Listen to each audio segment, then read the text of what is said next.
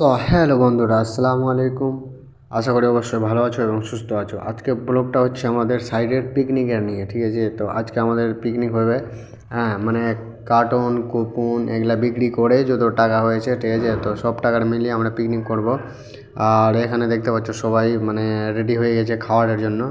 আর এটা হচ্ছে আমাদের হেডমিস্ত্রি আর কাকু মিলে রান্না করছে রুটি, আর আমরা সব প্লেট একদম ধুয়ে ধায়ে সব রেডি করে দিচ্ছি। ভাই আমাদের ঠিকাদার বলছে যে না না আমার ফটো লিস না, ঠিক আছে? আমি যেহেতু ভিডিও করছি ভাই।